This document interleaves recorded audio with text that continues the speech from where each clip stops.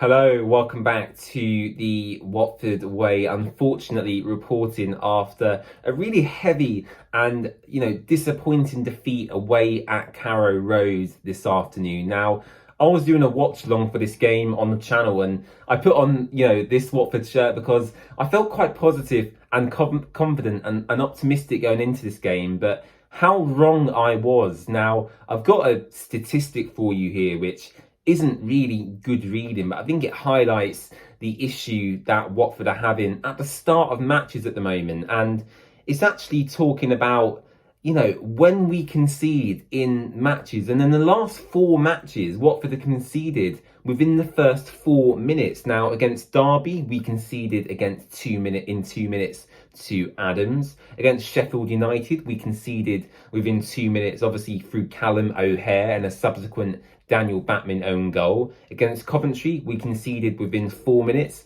after Ellis Sims scored from a corner. And within 3 minutes today, through what I would call lackadaisical and poor defending, we conceded through a really good strike via Callum Doyle, but a goal which never really should have happened if we'd closed him down quick enough. And I don't know what the answer is to this question, and Tom Cleverley has addressed this in his press conferences previously, but there is clearly some sort of mentality issue in conceding goals this early on in matches. And what it does is, especially away from home when it's difficult anyway, is it sets you on the back foot really early on in these matches, because 2 minutes into the game today, or 2 minutes 20 seconds, if you want me to be precise, Watford were 1 goal down, and to win the game, we had to score 2 goals away from home, which isn't an easy ask. Couple that with the 2 injuries we sustained early on as well, which I was quite baffled and confused about, really. Francisco Sierralta seemed to go down off the ball on the stream I was watching. And Daniel Batman, again, I don't know what the issue was with him, but we've seen it before with Batman, where he just kind of walks off the pitch, says he has an injury, and yeah, I don't know what the issue was, whether he was carrying an injury going into the game, whether it was a muscular injury when he kicked the ball, whether he felt something when he was trying to make the save for that Callum Doyle goal. I don't know, but Daniel Batman and Francisco Sierralta going off also disrupted any sort of rhythm Watford were trying to build. And all round today, I just thought we were really poor. And I think for me, that was the worst showing we've seen from Watford this season. And it's a real shame for me to sit here and say this, because we had such a positive start to the season. I think, everyone was behind the players and Tom Cleverley. And don't get me wrong, I still am fully behind the squad and Tom Cleverley, but it just seems a shame to ruin this momentum now with what are basically lapses in concentration. Now, the 3 other goals Watford conceded, which I won't dive into because I can't really remember them properly, firstly because a lot's happened today, but all of them goals come through our own mistakes. And whether that was Tom Delly or Musa Sissoko giving the ball away, whether that was the wing-backs playing too high, leaving too much space in behind, or whether that was simply jogging back and not recovering in time from counter-attacks. All 3 other goals, other than the Callum Doyle goal, were from Watford mistakes, which again is so frustrating. Now, Tom Cleverley made a few substitutions in the second half, which certainly made a big impact, and Kwadwo Bar was the player I want to highlight from today, who certainly really impressed me.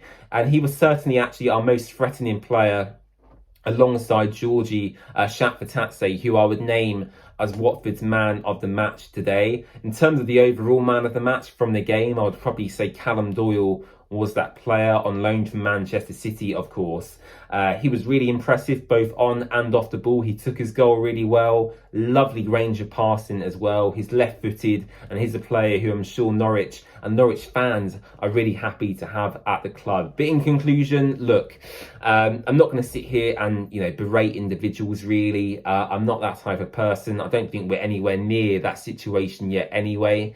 I just think it's disappointing how after a really positive start, the lapses in concentration are just what get me. And the mentality issue behind conceding so early as well, because I don't mind conceding a wonder goal from 30 yards out in the top corner.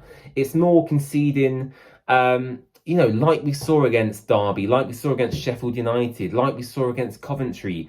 Goals that shouldn't really be happening. Goals where, if you were switched on from the get-go, shouldn't be happening. So, I'll stop waffling too much now. But Tom Cleverley certainly has to address this issue somehow. Talking about the Watford goal that was scored today, Rocco Vata hit the bar, the ball come out to Ken Sema. Sema put a decent delivery across into the box, and Ryan Andrews, with his weaker foot, actually scored a decent goal into that far corner to level the game at that point. So fair play to Ryan Andrews. I think that's 5 goals now in his Watford career. So he's surpassed his dad, Wayne, in terms of Watford career goals, which I'm sure is a great statistic for him. And now looking ahead to the upcoming games Watford have, the next 2 games. On Tuesday, we face Manchester City away at the Etihad, which I hope is not an embarrassing scoreline. And then next weekend, next Saturday, we're back at Vicarage Road, which is great, of course, but we're facing, a really informed Sunderland side. So 2 games coming up, 2 very tough games.